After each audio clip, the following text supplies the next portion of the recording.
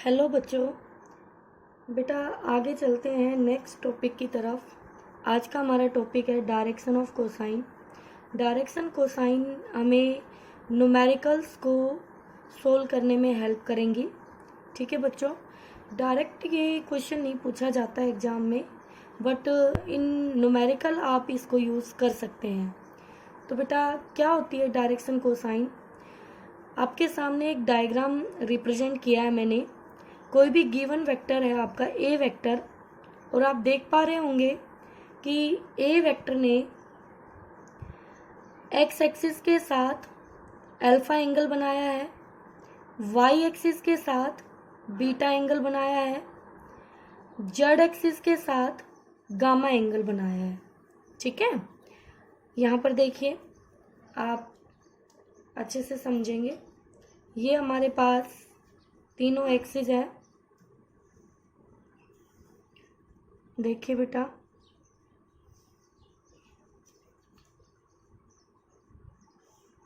Okay, जो diagram आपका notebook में शो किया है, और ये आपका कोई ए वेक्टर है बच्चों। This is the A vector.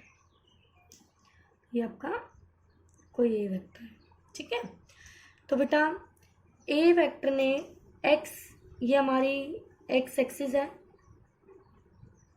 ये हमारी वाई एक्सिस है, और ये हमारी जेड एक्सिस है। ठीक है, बिल्कुल सिंपल सा है। तो यहाँ से देखिए ध्यान से, मैंने कहा एक्स के साथ ए वेक्टर अल्फा एंगल बना रहा है, तो आप सिर्फ इसको फोकस कीजिए थोड़ी देर के लिए। अगर मैं यहाँ से एक परपेंडिकुलर ड्रॉ कर दूँ यहाँ, तो क्या ए का ये कंपोनेंट ए एक्स बनेगा along x direction? Yes ma'am, बनेगा। और हमें मालूम है कि ये जो ए एक्स कंपोनेंट है ये इक्वल टू आएगा ए कोस ऑफ अल्फा के। कैसे आएगा वो देखिए ध्यान से। यहाँ इस ट्रायंगल को फोकस कीजिए बेटा, इस ट्रायंगल को। तो यहाँ पर इस ट्रायंगल में ये आपका ओरिजिन ओ है, और ये आपका एक वेक्टर ए गिवन है, ए वेक्टर जो इस डायरेक्शन के साथ अल्फा एंगल बना रहा है। ठीक है, तो बेटा इसका जिस डायरेक्शन के साथ अल्फा एंगल है, क्या वो कंपोनेंट ए कोस अल्फा होगा? बिल्कुल होगा। चलो, आपको ऐसे नहीं समझ आता तो आप ये देख लीजिए, यहां से क्या दिस साइड यानी base A X upon this side यानी a hypotenuse equal to base upon hypotenuse क्या होता है बेटा? Cos alpha. क्या होता है बच्चों? Cos alpha. तो हमें यहाँ से ए एक्स की वैल्यू मिल गई है ए कोस अल्फा। बोलो बच्चों, मिली कि नहीं? बिल्कुल मैम, मिल गई। तो बेटा जी हम यहाँ पर ये कह रहे हैं कि अल्फा जो है वो ए ने एक्स डायरेक्शन के साथ एंगल बनाया, बीटा जो है वो वाई डायरेक्शन के साथ एंगल बनाया ए वेक्टर ने, और गामा जो है वो जेड डायरेक्शन के साथ एंगल बनाया। ठीक है, तो alpha, beta and gamma are the angles made by a vector with x, y and z axes respectively. बोलो बच्चों, क्लियर है? कोई दिक्कत नहीं होगा। अब देखिए, अब मैं सिर्फ ए वेक्टर को फोकस करती हूँ y डायरेक्शन के साथ। तो अब यहाँ से अगर मैं, ये मेरा क्या ए वाई कंपोनेंट होगा इसका, जैसे ये एक ए एक्स था, तो क्या ये मेरा ए का y की डायरेक्शन में हिस्सा होगा? बिल्कुल, कंपोनेंट होगा। तो क्या यहाँ से मैं लिख सकती हूँ ए वाई यानी base upon this hypotenuse equal to cos beta? Yes ma'am, तो मैंने लिखा a Y upon a equal to cos beta. This implies आपके पास ए वाई की वैल्यू आ गई ए कोस बीटा। बोलो बच्चों। इसी तरह से बेटा ये जो जेड एक्सिस है यहाँ पर आपको ऐसे दिख रही है, बट एक्चुअल में ये प्लेन ऑफ पेपर के परपेंडिकुलर आउटवर्ड है। तो क्या इसी तरह से ये ए वेक्टर इस पे अपना एक नॉर्मल ड्रॉ करेगा और वहां से अपना जेड कंपोनेंट निकालेगा। तो क्या मैं लिख सकती हूँ similarly A Z by A equal to cos gamma. This implies A Z equal to A cos gamma. बोलो बच्चों, आप लिख सकते हैं, ठीक है। तो बेटा हम ए वेक्टर को कैसे लिख सकते हैं?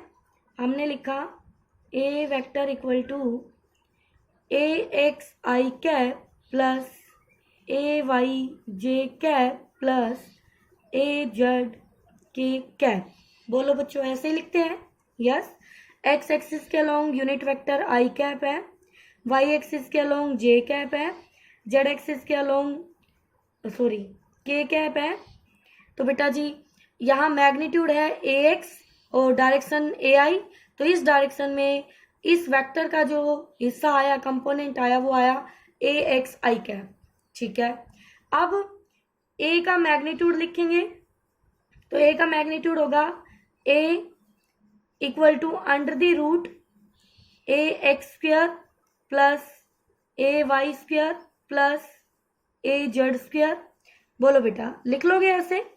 अब आइए देखिए, हमने यही लिखा है बेटा। यहाँ पर ए वेक्टर को रिप्रेजेंट किया बच्चों। ए वेक्टर में ए एक्स ए वाई ए जेड की वैल्यू पुट की बेटा जी।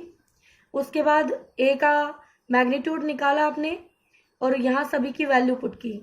तो क्या ए स्क्वायर आपका कॉमन आएगा बेटा? बाहर आके ये कैंसिल हो गया। क्या मैं दोनों तरफ स्क्वायर करूं तो cos square alpha cos square beta plus cos square gamma equal to 1 आएगा बेटा। यही आपकी, ये जो आपकी आई थी cos alpha cos beta cos gamma, ये आपकी डायरेक्शन कोसाइंस है। कोस की टर्म में आप डायरेक्शन बता रहे हैं एक वेक्टर की, ठीक है। किस किस में आप बता रहे हैं? एक्स वाई जेड एक्सिस के साथ वो कितने एंगल पे है। देखो ध्यान से, ये एक वेक्टर की नॉलेज बता रहे हैं हमें कि वो एक्स वाई जेड एक्सिस से कितने एंगल पर है, ठीक है, कोस की टर्म में। तो यहां से ये आइडेंटिटी आ गई आपके पास कि cos square alpha plus cos square beta plus cos square gamma equal to 1। और बेटा यहाँ पर अगर आप अपनी ट्रिग्नोमेट्री की इक्वेशन लगाएं 1 माइनस साइन स्क्वायर वाली, तो ये जो रिलेशन आएगा ये बन जाएगा sine square alpha plus sine square beta plus sine square gamma equal to 2, ठीक है बेटा। आगे देखिए बच्चों। हाँ बेटा, एक क्वेश्चन है आपके पास। अब देखिए कैसे ये आपकी हेल्प करेगी डायरेक्शन कोसाइन। एक वेक्टर गिवन है 12 आई कैप प्लस 16 जे कैप। हमें बताना है कि ए वेक्टर वाई एक्सिस के साथ कितना एंगल बनाता है। तो आपको दो मेथड से करना है बेटा, ध्यान से देखना। फर्स्ट जो हमारा सिंपल मेथड है, हमने ए वेक्टर लिया तो उसमें जो आई कैप के साथ है वो हमारा ए एक्स कंपोनेंट होता है और जो जे कैप के साथ है वो हमारा ए वाई कंपोनेंट होता है, ठीक है बेटा। तो यहाँ से हमने पहले किया था टेंजेंट थीटा फाइंड आउट किया था। तो आपने इसको भी दो तरह से लिखा था बेटा, ए वाई अपॉन ए एक्स लिखा। तो यहाँ से टेंजेंट थीटा, जो थीटा था वो आपका एक्स एक्सिस के साथ बन रहा था। ओके बेटा, आपको वाई एक्सिस के साथ बताना है तो आप लास्ट में जाके 90 माइनस थीटा कर देना, वो वाई एक्सिस के साथ एंगल आ जाएगा। ओके, अदरवाइज आप क्या करते हैं, टेंजेंट थीटा ए एक्स अपॉन ए वाई कर लेते तो वो थीटा वाई एक्सिस के साथ होता। कुछ नहीं है बेटा, आप देख सकते हैं ऐसे, जैसे यहाँ पर है ये आपका x है और ये आपका y है और ये आपका a वेक्टर है और ये देखो मैंने यहाँ लिया है थीटा। तो बताओ बेटा, क्या ये वाला हिस्सा ax हुआ और ये वाला ay हुआ? तो यहाँ से इस टर्म में लिखूंगी तो क्या ये tan theta equal to perpendicular upon base यानी ay अपॉन ax आया। तो जब मैं A Y upon A X ले रही हूं तो वो थीटा किसके साथ होगा, एक्स एक्सिस के साथ। और अगर यहीं पे मैं इसको पलट दूं, यानी इधर देखिए ध्यान से, अगर मैं यहां से ये एंगल ले लूं, थीटा डैश मान लो इसको कह दूं, तो अब इसके लिए ये बेस हो गया, तो ये ए वाई है और ये पैरेलल टू ए एक्स है, ये ए एक्स हुआ। तो अब ये थीटा डैश है, तो ये बेस और ये परपेंडिकुलर, तो यहां से टेंजेंट थीटा डैश हुआ ए एक्स अपॉन ए वाई। तो देखो बेटा, यही तो मैं डिफरेंस बता रही थी आपको, क्लियर है ना अब आपको। तो देखिए बच्चों, तो यहां से टेंजेंट थीटा किया, दोनों कंपोनेंट की वैल्यू रखी, थीटा आ गया हमारा 53। बच्चों ये याद रख सकते हैं आप डायरेक्ट वैल्यू कि टेंजेंट थीटा 4/3 आएगा आपका, तो थीटा होगा 53। ओके, नेक्स्ट वीडियो में आपको मैं ये टेबल बना के दूंगी। तो एंगल विद वाई एक्सिस कितना हो जाएगा बेटा, 37। 90 में से 53 को सब्ट्रैक्ट कर देना, 37। ठीक है, ये तो था आपका सिंपल मेथड। अब आइए कोसाइन से कैसे करेंगे सेकंड मेथड में। आपको पता है अगर हमारा ए वेक्टर वाई एक्सिस के साथ बीटा एंगल बनाता है तो कोस बीटा होगा ए वाई अपॉन में ए।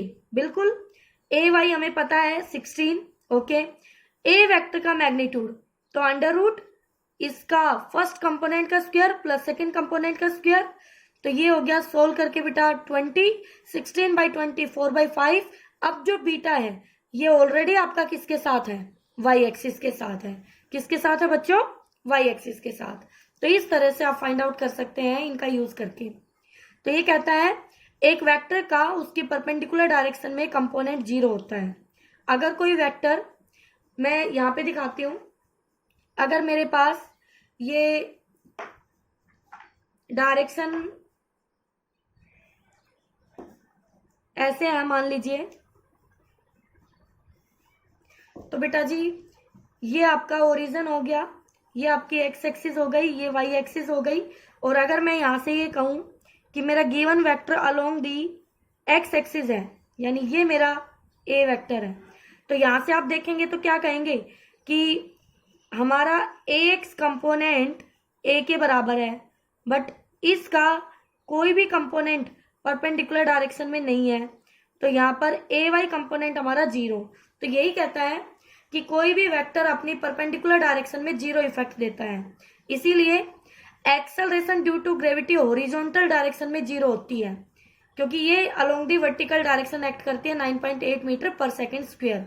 ये एग्जाम्पल ऐसा लिया है जो आप बहुत बार पढ़ चुके हैं, तो इससे आपको ये अच्छे से क्लियर होगा। तो वर्टिकल डायरेक्शन में जी की वैल्यू होती है, हॉरिजॉन्टल में 0।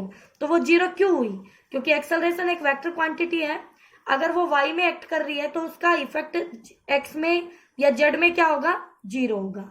ठीक है बेटा, ओके बच्चों।